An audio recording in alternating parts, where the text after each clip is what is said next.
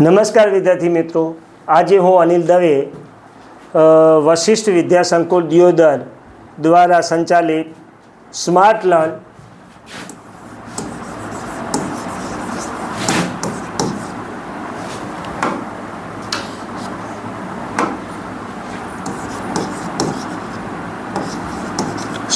Learn YouTube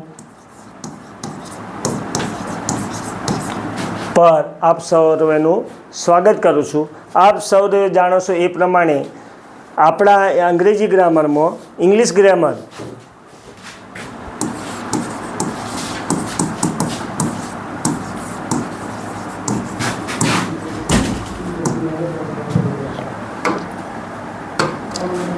grammar માં ઘણા બધા ટોપિકો આવે છે, પણ આજના સમયની જે સિસ્ટમ છે પરીક્ષાની પ્રાઇમરીથી માંડીને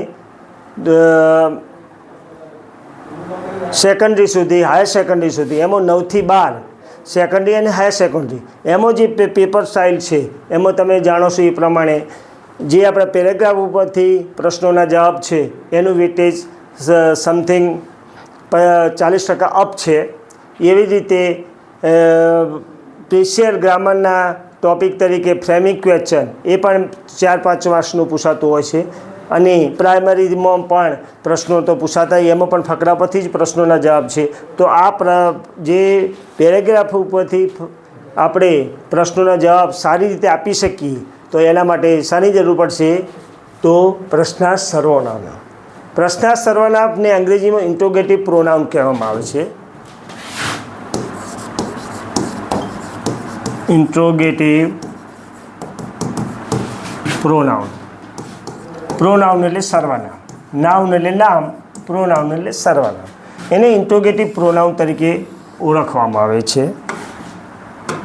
હવે આ ઇન્ટ્રોગેટિવ પ્રોનાઉન છે એ તમે જાણો છો એ પ્રમાણે એના મોટા ભાગના જે આપણા સર્વનામો છે એ WS થી સ્ટાર્ટ થાય છે।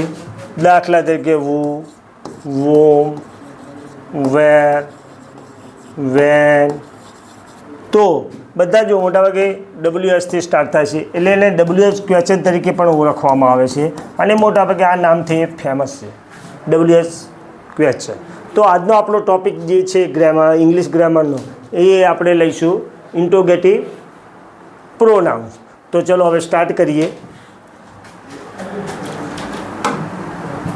સૌ પ્રથમ આપણે જે ઇન્ટ્રોગેટિવ પ્રોનાઉન ભણવાના છીએ જેનું નામ છે વુ। વુ એટલે કોણ? ફર્સ્ટ આપ સૌ જાણો છો એમ વુ મોટા ભાગે ખૂબ મહત્ત્વનો છે, કારણ કે એના પ્રશ્ન પ્રાઇમરી લેવલથી ખૂબ આવતા હોય છે। તો વુ કોના માટે વપરાય? કેવો પ્રશ્ન શોધવા માટે અથવા કેવો પ્રશ્ન બનાવવા માટે વુનો યુઝ કરી શકો? તો કર્તાને શોધવા માટે। કોને શોધવા માટે? કર્તા। તમે જાણો છો કે વિધાન વાક્યમાં એસેટિવ સેન્ટેન્સ એટલે વિધાન વાક્ય, તો વિધાન વાક્યમાં શરૂઆત કોઈ પણ ભાષામાં જાઓ તો શરૂઆત જે વાક્યની થાય એમાં પ્રથમ કોણ હોય? કર્તા હોય। તો એ કર્તા શોધવા માટે કર્તામાં શું હોય? નામ કે સર્વનામ?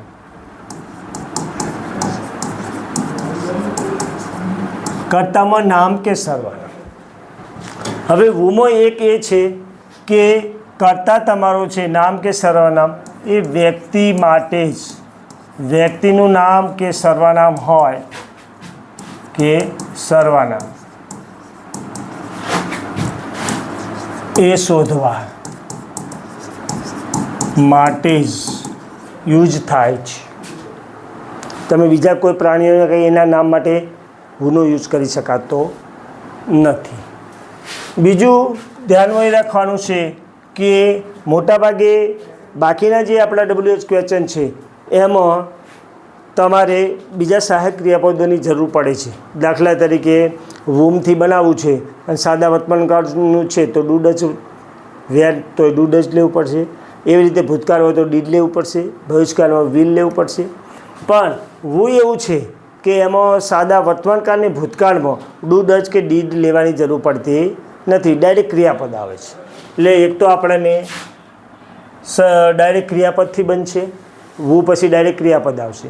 પણ મહત્ત્વની વસ્તુ એ યાદ રાખવાનું છે સાદા વર્તમાનકાળમાં સ્પેશિયલી કે મોટાભાગે સાદા વર્તમાનકાળમાં કરતાં ત્રીજો પુરુષ એકવચનો હોય તો એસ ઈએસ આઈએસ પ્રત્યય લાગે છે, ગમે તે એક પ્રત્યય એટલે પાછળ લાગતો શબ્દ. તો આપણે વુનો જ્યારે પ્રશ્ન વાક્ય બનાવીશું ત્યારે કરતાં ગમે તે હોય ક્રિયાપદની પાછળ એસ ઈએસ કે આઈએસ પ્રત્યય લગાવવો પડશે. એટલે આપણું જે મૂળ ક્રિયાપદને આપણે V1 કહીશું તો ની પાછળ એટલે પ્રત્યય કહેવાય, સફિક્સ, અને આગળ લાગતો હોય એને પૂર્વક કહેવાય, પ્રિફિક્સ. તો એસ ઈએસ કે આઈએસ પ્રત્યય લગાવવાનો, આ ખાસ ધ્યાનમાં રાખવાનું છે. બીજું કે કોઈ સહાયક ક્રિયાપદ નો ઉપયોગ થતો નથી. સાદા વર્તમાનકાળ અને ભૂતકાળ. સાદા વર્તમાનમાં ડૂડ જ આવે, ભૂતકાળમાં ડીડ આવે. આ બંનેનો ઉપયોગ થતો નથી. ડાયરેક્ટ કરતાં પછી ક્રિયાપદનું જે કાળ હોય એ અનુસાર રૂપ મૂકી દેવાનું છે. એટલે એની વાક્યરચના આપણે બનાવીએ તો આ રીતે બની શકે: વુ પછી ક્રિયાપદ જે તે કાળ અનુસાર, પછી કર્મ ઓબ્જેક્ટ અને અધર વર્ડ્સ એટલે અન્ય શબ્દ. આ ટાઈપનું બને. એટલે વુ છે એ આપણો જે કર્તા છે એના સ્થાને વુ મૂકી દો. વિધાન વાક્યની વાક્યરચના કેવી રીતે બનાવશો? કર્તા, ક્રિયાપદ, કર્મ, અન્ય શબ્દ. આ ટાઈપનું બને છે આપણે વિધાન એસેટિવ સંદેશની વાક્યરચના. તો એમાંથી આપણે વુના સ્થાને કર્તાના સ્થાને વુ મૂકી દો, છેલ્લે પ્રશ્નાર્થ ચિહ્ન મૂકી દો, પ્રશ્નાર્થ ચિહ્ન, તો આપણું વુવાળું વાક્ય બની જશે. એવી રીતે વુવાળા પ્રશ્ન વાક્યનો તમારે જવાબ આપવો છે તો વુની જગ્યાએ ના મૂકી દો, છેલ્લે પ્રશ્નાર્થ ચિહ્ન ગાળી નાખો અને પૂર્ણ વિરામ મૂકો, તો આપણું વુવાળું પ્રશ્ન વાક્ય પણ ઇઝીલી બની જશે. ચલો હવે આપણે ઉદાહરણો થોડા જોઈએ. નામ કે સર્વનામની વાત કરી તો નામમાં તો મોટાભાગે પ્રોપર જે નામ છે, કારણ કે કોઈ પણ વ્યક્તિનું નામ તો હોય, એના વગર આપણે ઓળખી ન શકીએ. પણ સર્વનામ તો નામ માટે વપરાતો શબ્દ. તો કર્તાના સ્થાને જે સર્વનામો છે એ કયા કયા છે એનું પહેલાં થોડી આપણે ટેલી કરી લઈએ. તો જેને કર્તાના સ્થાને વપરાય એને કર્તરી સર્વનામ કહેવાય.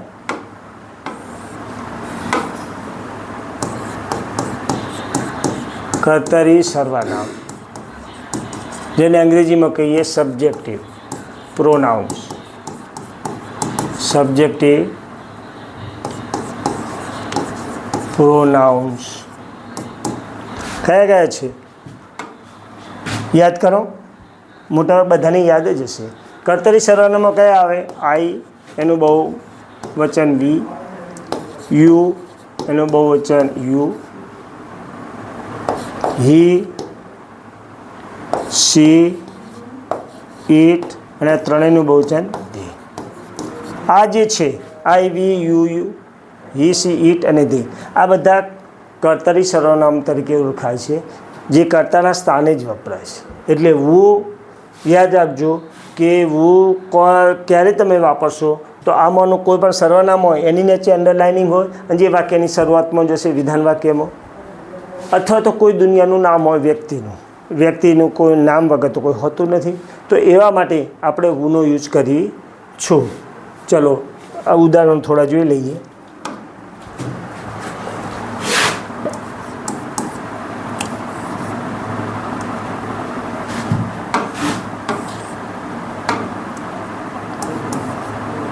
I will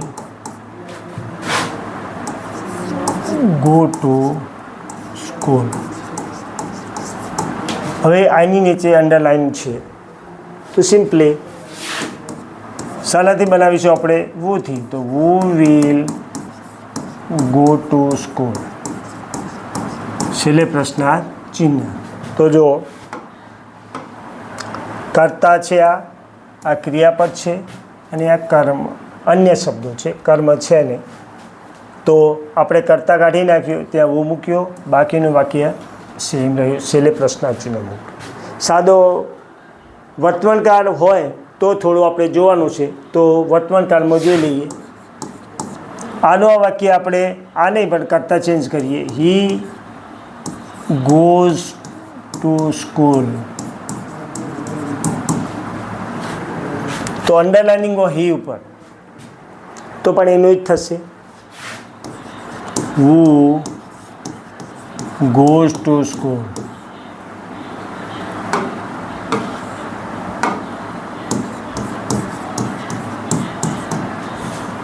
ત્રીજું વાક્ય લઈએ. હવે અહીં હી હતું, ત્રીજો પુરુષ એક વચન છે કરતા, એટલે ગોઝ આવ્યું, ગોની પાછળ ઈએસ લાગ્યું. પણ આપણે આઈ લઈએ, આઈ તો શું થઈ જશે? Go to school. સોરી,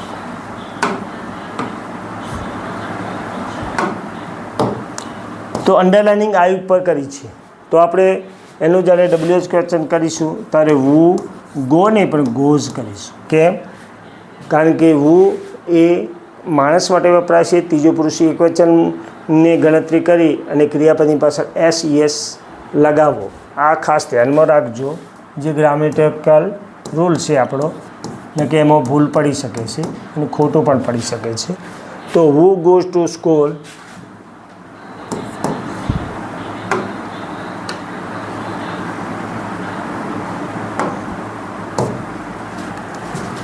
તો ખાસ કરીને સાદા વર્તમાનકાળમાં ધ્યાનમાં રાખવાનું. બાકી તો ભૂતકાળ, ભવિષ્યકાળ કે અન્ય જે આપણા સાદો પૂર્ણ વર્તમાનકાળ છે, પૂર્ણ ભૂતકાળ છે, ચાલુ છે, તો એમાં કોઈ ફેર પડતો નથી. ખાલી કારણે સાદા વર્તમાનકાળમાં ધ્યાનમાં રાખવાનું કે આપણા વિધાન વાક્યમાં ક્રિયાપદની પાછળ ઈએસ, એસ કે આઈએસ પ્રત્યે ન હોય, પણ વુથી પ્રશ્ન વાક્ય બનાવો તો મૂકી દે. તો આ રીતે આપણે જોયું છે. આ બંને મેં સર્વનામવાળું લીધું છે. હવે આપણે લઈએ નામવાળું. રવિ ઇઝ સ્વિમિંગ નાવ. તો રવિ નીચે અંડરલાઇનિંગ છે, કર્તાના સ્થાને છે, તો હુથી બનશે. વ્યક્તિવાચક નામ છે. હુ ઇઝ સ્વિમિંગ નાવ. જો ખાલી નામ કાઢ્યું આપણે, ખાલી વુ મૂકી દીધું નામની જગ્યાએ, બાકીનું વાક્ય એનું જ. ખાલી સાદા વર્તમાનકાળમાં યાદ રાખવાનું છે કે ક્રિયાપદની પાછળ વિધાન વાક્યમાં જો એસ, ઈએસ કે આઈએસ ન હોય તો આપણે મૂકી દેવાનું. બાકી બીજું કશાયમાં જોવાનું, તો બીજા કાળમાં તો કોઈ જોવાની જરૂર નથી. તો એ આપણે 2-4 વાક્યો જોઈ લઈએ.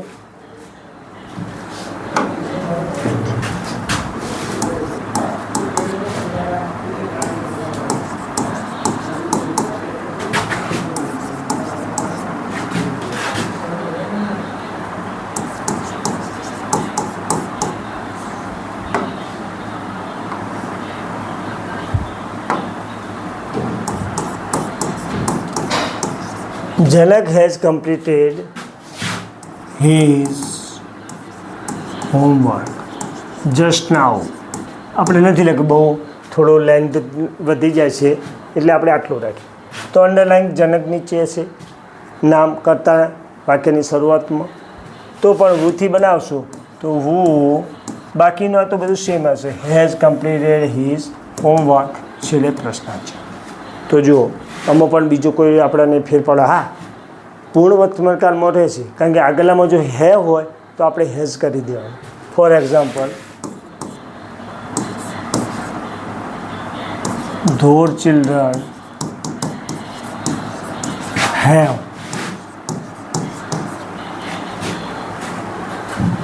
કમ હિયર. હવે કમ છે એના ત્રણેય રૂપો સેમ, કમ એનું ભૂતકાળ કેમ, અને ભૂતકૃદન રૂપ V3 રૂપ કહીએ અથવા PP રૂપ, તો એ કમ થાય છે એટલે આપણે કમ રાખીશું. આ V3 રૂપ છે, યાદ રાખજો. તો ધો ચિલ્ડ્રનની નીચે અંડરલાઇનિંગ કરી છે તો પણ વુથી જ બનશે.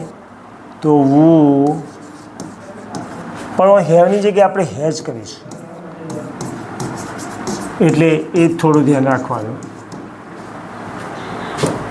તો આ રીતે આપણું વુ છે એ કર્તા શોધવા માટે, કર્તાના સ્થાને રહેલ નામ કે સર્વનામ શોધવા માટે વપરાય છે. ક્લિયર એ? તો ચલો આપણે નેક્સ્ટ લઈએ. બીજું આપણું સર્વનામ છે, પ્રશ્ન સર્વનામ વુ. હુમ એટલે કોને.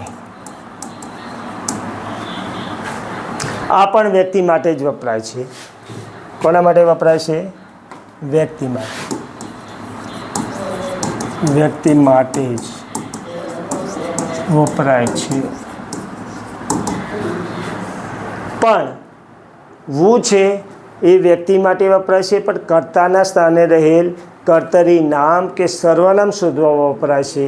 જ્યારે વુમ છે એ કર્મના સ્થાને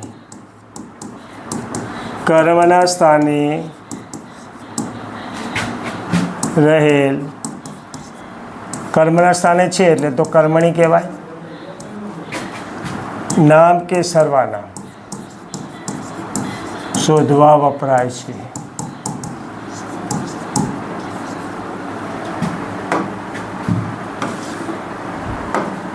શોધવા વપરાય છે.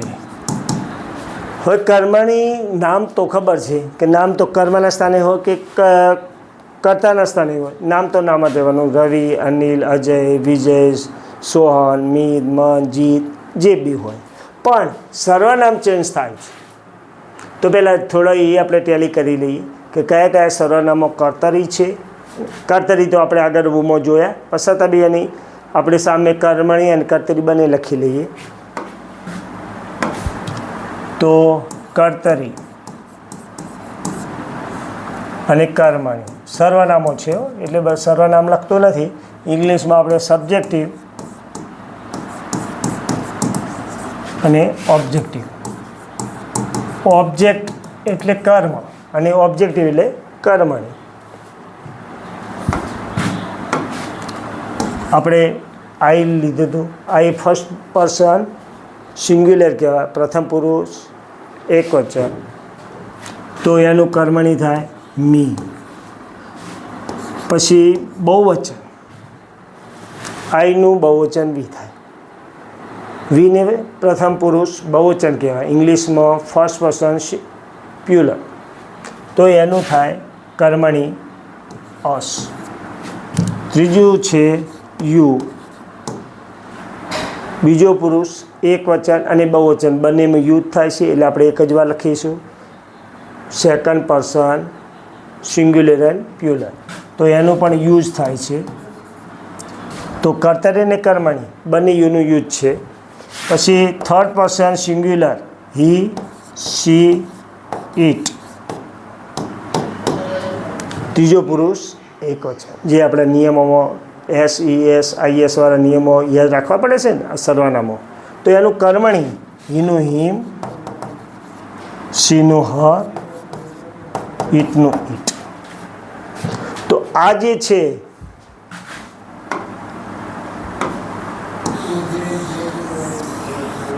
એ બધા કર્મણી સર્વનામો છે. કેવા છે? કર્મણી સર્વનામ. તો આની નીચે અંડરલાઇનિંગ હોય તો વુમથી બનશે. આ ક્યાં હશે? તો કર્મનું સ્થાન ક્યાં હોય?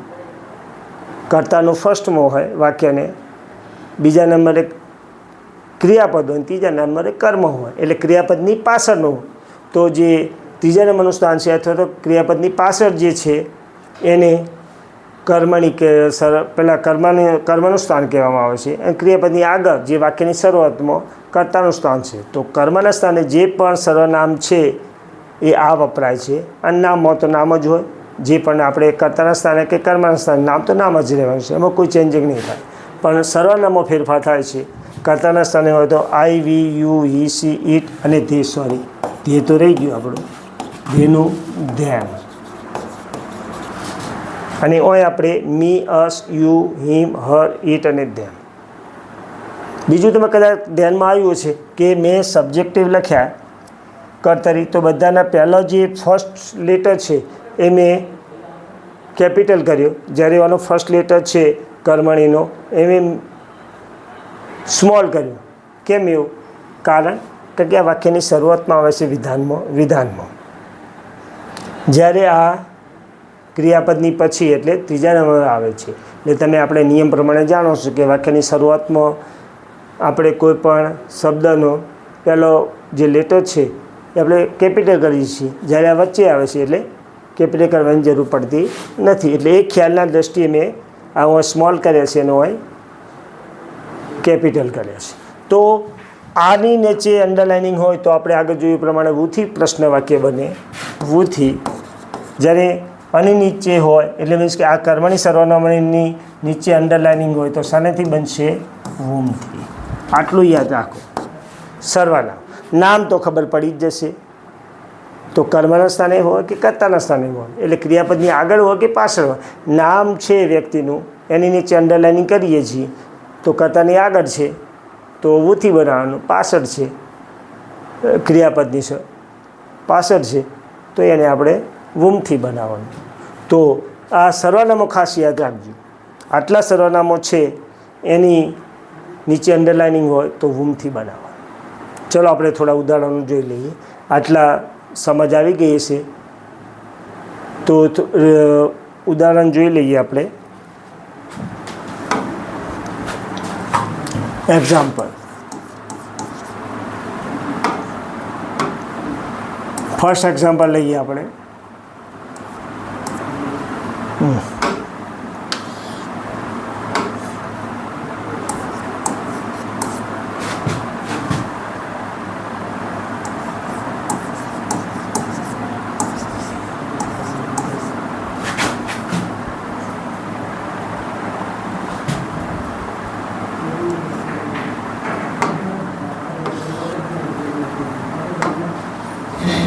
They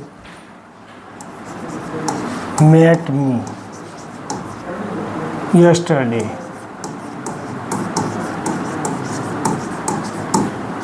સાદા ભૂતકાળનું વાક્ય છે. કરતા પછી ક્રિયાપદનું ભૂતકાળ રૂપ આવ્યું. મૂળ રૂપ શું થાય? મીટ. આપણે મેટ એ એનું ભૂતકાળ રૂપ છે, વીટું રૂપ. તો અહીં તમારે અંડરલાઇનિંગ ક્યાં છે? મી નીચે. એટલે કર્તાનું સ્થાન ક્રિયાપદ અને કર્મ, કર્મનું સ્થાન આવે એટલે કર્મણી સર્વનામ. તો શેનાથી બનાવીશું આપણે? વુમથી વોમ. હવે જો વુ છે તો એના પછી આપણે વર્તમાનકાળ, સાદા અને ભૂતકાળમાં ડુ, ડઝ કે ડીડ નહોતો વપરાતો, પણ બાકીના વપરાશ. તો વુમ છે એમાં વપરાશે આપણે. તો શું આવશે? ડીડ. ભૂતકાળ છે એટલે. પછી કરતા ધે, વુમ ડીડ દે. હવે ક્રિયાપદ મૂળ રૂપે થઈ જશે. 2 મિનિટ.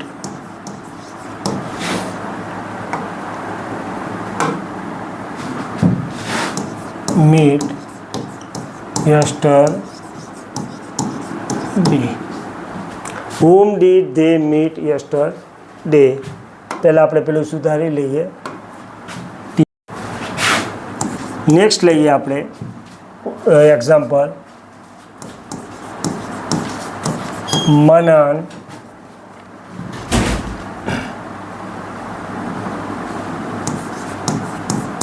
હેલ્પ્સ મી. મીની જગ્યાએ આપણે ચલો બીજું લઈએ.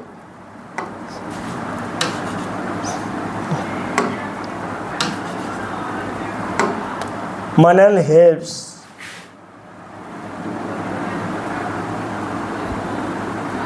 એનીવન. એટલે મનન દરેકને મદદ કરે છે. તો એનીવન એ પણ માણસ માટે જ વપરાય છે. Someone, anyone, everyone, each one, આ બધા અથવા બડી શબ્દ, એવરીબડી, એનીબડી, આ બધા માણસ માટે વપરાતા સર્વનામો છે. અચોક્કસ સર્વનામો કહી છે, ઇન્ડેફિનિટ. તો આ પણ આપણે વુમથી જ બનશે. વોમ સાદો વર્તમાનકાળ છે એટલે ડ જ આવશે, કારણ કે ત્રીજો પુરુષ એકવચન છે એટલા માટે. તો ક્રિયાપદની પાછળ એસ લાગ્યું એ આપણે જાણીએ છીએ. એટલે ક્રિયાપદની પાછળ એસ લાગે એટલે સમજી લેવાનું કોઈ ડ જ વાપરવાનું છે. આટલું થોડું યાદ રાખજો. એ તમારા માટે શોર્ટ કી જેને કહીએ આપણે. કરતા વોમ, પછી ડુ કે ડસ સાદા વર્તમાનકાળમાં કરતા, તો વોમ, ડસ, મનન, ક્રિયાપદ હેલ્પ. તો અહીં આપણે નામ લીધું. આમાં શું છે? સર્વનામ. તો કર્મણી નામ કે સર્વનામ શોધવા માટે વોમની જરૂર પડે છે. હવે બીજું એક વસ્તુ યાદ રાખવાની છે કે કેટલાક સર્વનામોની આપણે એવા છે કે જે આપણું નામ છે એની આગળ જે પણ ક્રિયા પેલા પ્રેપોઝિશન્સ વપરાણા હોય તો એ આપણે પ્રશ્ન સર્વનામો સાથે લઈ લેવાના. ફોર એક્ઝામ્પલ તરીકે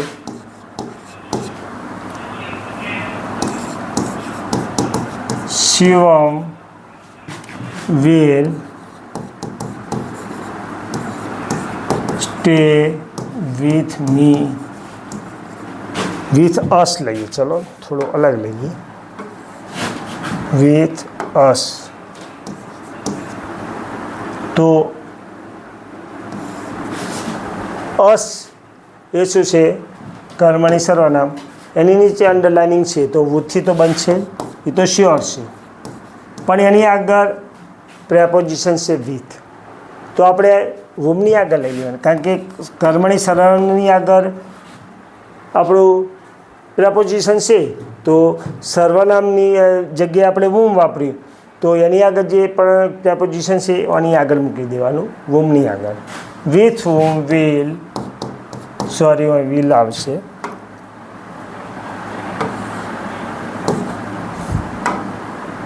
વિલ, વિથ નહીં હો, વિલ. તો with whom will Shivam stay. પ્રશ્ન વાક્ય બની ગયું. તો જોઈ શકો છો તમે કે કર્તા, ક્રિયાપદ અને કર્મ. તો કર્મના સ્થાને અસ છે તો આપણે whom લીધું, અને એની આગળ જે પણ પ્રેપોઝિશન છે વિથ એ લીધું, અને ભવિષ્યકાળ છે એટલે વિલ આવ્યું, પછી કર્તા અને ક્રિયા. તો આ રીતે હવે જો આપણે ઓને પણ તમારે બે રીતે આપણે જોઈ શકીએ છીએ. પ્રશ્ન વાક્ય બનાવવો છે, ફ્રેમિંગ ક્વેશ્ચન, તો આ રીતે બનાવવાનું. ફકરામાં પ્રશ્નનો જવાબ છે તો પણ તમે આના પરથી નક્કી કરી શકો છો કે જ્યારે આપણે પ્રશ્ન વાક્યમાંથી વિધાન બનાવીશું એટલે આપણે વિધાનની વાક્ય રચના બોલવાની. કર્તા, ક્રિયાપદ, કર્મ, અન્ય શબ્દો. એટલે એવાનું કર્તા કોણ છે? ચલો પેન બીજી લઈએ. શિવમ, તો શિવમ આવ્યું. પછી ભવિષ્યકાળ છે એટલે વિલ આવ્યું. પછી ક્રિયાપદ સ્ટેલ લીધું, ક્રિયાપદ. પછી કર્મ, તો કર્મમાં કોણ છે? અસ, તો એની આગળ વુમની આગળ વિથ છે તો પહેલાં વિથ મૂકી અને અસ લીધું, તો જવાબ પણ મળી ગયો. તો જવાબ શોધવા માટે પણ ઇઝી પડશે અને પ્રશ્ન વાક્ય બનાવવા માટે પણ ઇઝી પડશે જો મેથડ સમજશો તો. તો આવી રીતે આપણે આ વુમનો યુઝ કરી શકીએ છીએ. હવે બીજો કોઈ પ્રેપોઝિશન્સવાળો આગળ હોય વુમની, પેલા કર્મણી સર્વનામની, તો એ પણ એક જોઈ લઈએ last.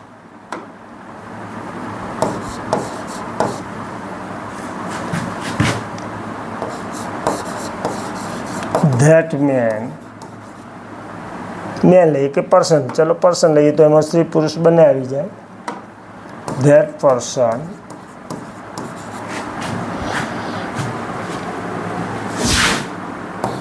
has got his job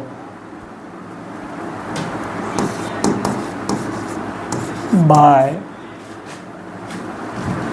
my father. ચલો હવે માય ફાધરની નીચે અંડરલાઇનિંગ છે તો એની આગળ બાય છે, તો આપણે પ્રશ્ન વાક્ય બનાવીશું એટલે બાય વોમ. પછી પૂર્ણકાળ છે તો હેઝ આવ્યું, પૂર્ણ વર્તમાનકાળ તો હેઝનું હેઝ. કરતા ધેટ પર્સન, ક્રિયાપદ V3 જે છે કારણ કાળમાં કોઈ ચેન્જિંગ થવાનો નથી, અને કર્મ છે તમારું હિઝ જોબ. તો by whom has that person got his job. તો અહીં જુઓ તો કર્મના સ્થાને નામ છે એની આગળ બાય આવ્યું છે તો whomની આગળ આપણે બાય મૂકવાનું. તો આવી રીતે જે હોય ફોર હોય તો ફોર મૂકી દેવાનું. જે પણ પ્રેપોઝિશન્સ હોય કર્મણી નામની આગળ, તો જ્યારે એનું પ્રશ્ન વાક્ય બનાવો ત્યારે આપણે whomની આગળ એ પ્રશ્ન પ્રેપોઝિશન્સ મૂકી દેવું. તો આ whom અને who બે જે આપણા વ્યક્તિ માટે વપરાતા સર્વનામો છે, પ્રશ્નાર્થ સર્વનામો, તો એનો પૂરતો ખ્યાલ આવી ગયો છે એવી આશા રાખું. અને હવે પછીના બાકીના જે પ્રશ્ન સર્વનામ છે એ નેક્સ્ટ ટાઈમ. જય હિન્દ.